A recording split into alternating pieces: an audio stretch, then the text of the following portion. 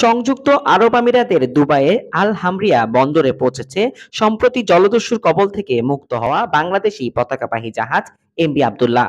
জাহাজে থাকা 23 নাবিকও সুস্থ রয়েছেন।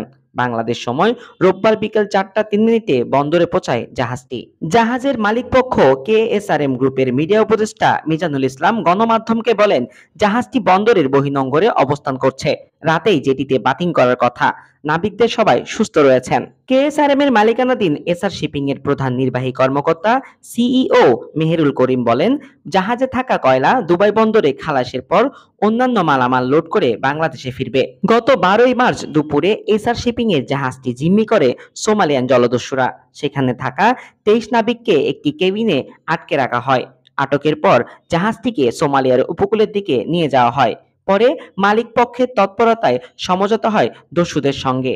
মুক্তিপণ বুঝে নিয়ে 13ই এপ্রিল বাংলাদেশ সময় দিবাগত রাত 3টা 8 মিনিটের দিকে এমবি আবদুল্লাহ থেকে দস্যুরা নেমে যায়।